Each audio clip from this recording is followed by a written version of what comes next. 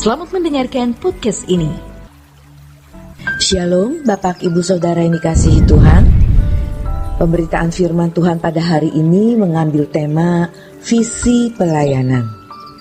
Bapak Ibu Saudara sekalian, banyak orang, termasuk mereka yang aktif dalam pelayanan atau kegiatan gereja, yang tidak bisa membedakan dan juga tidak menyadari bahwa apa yang dikerjakan itu tidak memuat visi Tuhan. Jika tidak memuat visi Tuhan, maka kegiatan pelayanan atau kegiatan gereja tersebut pasti menguntungkan individu manusia atau institusi lembaga gereja. Yang dirugikan tentu mereka sendiri yang melayani atau yang melakukan kegiatan pelayanan itu. Sebab pada akhirnya mereka pasti ditolak oleh Tuhan. Kepada mereka Tuhan akan berkata, "Aku tidak kenal kamu." Dan yang dirugikan lainnya adalah jemaat, orang Kristen atau orang percaya yang menaruh kepercayaan kepada lembaga gereja secara institusi dan individu-individu pelayanan. Kita jangan terjebak melakukan aktivitas pelayanan atau kegiatan gereja hanya secara teknis, tetapi tidak memiliki visi, spirit, atau gairah Tuhan. Pasti semua itu dikerjakan tidak di dalam pimpinan Roh Kudus. Yang kita harus mengerti, Roh Kudus itu lembut, ia pasti berbicara dan menegur. Tetapi kalau pelayan Tuhan atau aktivis tidak peka, maka akan dibiarkan. Saatnya nanti Tuhan akan berkata, "Aku tidak kenal kamu." Jadi kalau kita tidak sungguh-sungguh peka dengan suara Roh Kudus, tidak membuka diri untuk dikoreksi Tuhan, tidak sungguh-sungguh berinteraksi dengan Allah dan berdialog, kita tidak akan pernah mengenali dengan benar apakah aktivitas pelayanan kita benar-benar memuat visi Tuhan atau tidak.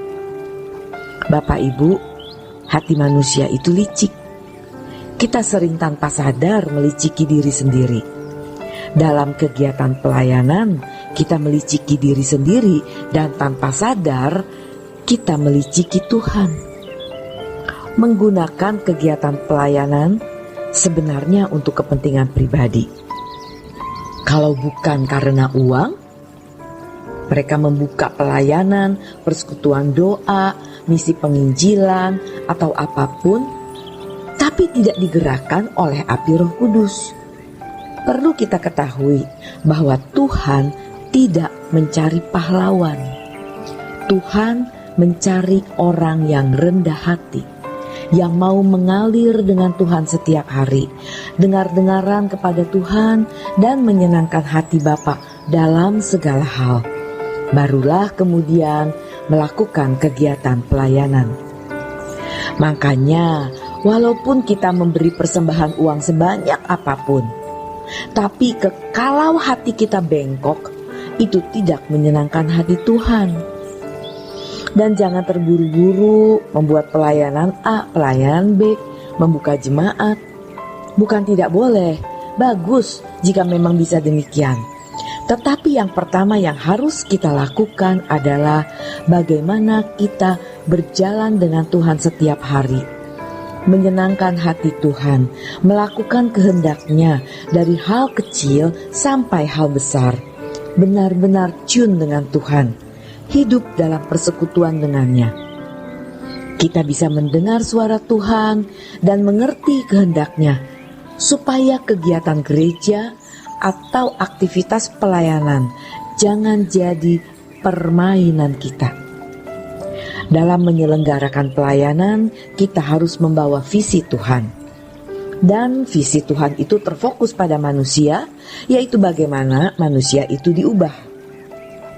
Jadi kita bisa mengerti kalau Paulus mengatakan bahwa baik perkataanku maupun pemberitaanku tidak kusampaikan dengan kata-kata hikmat yang meyakinkan, tetapi dengan keyakinan, kekuatan roh, supaya iman kamu jangan bergantung pada hikmat manusia, tetapi pada kekuatan Allah.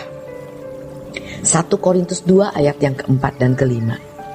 Jadi Bapak Ibu, aktivitas pelayanan dan kegiatan gereja harus mempunyai visi mengubah manusia, supaya iman manusia bergantung pada kekuatan Allah.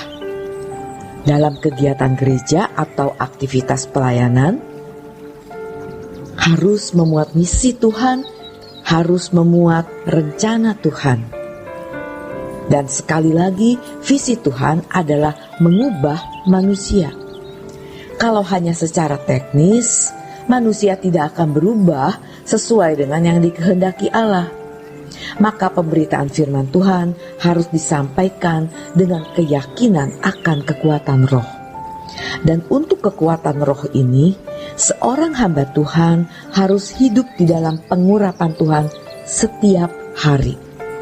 Ia tidak boleh hanya penuh Roh Kudus pada waktu mau berkhotbah. Ia harus penuh Roh Kudus setiap hari dan hidup di dalam pengurapan oleh kekuatan roh. Dan ini tidak boleh dilakukan setengah-setengah.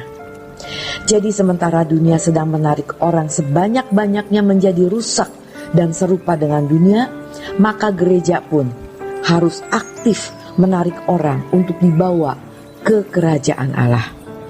Jika tidak, maka banyak yang akan terhilang.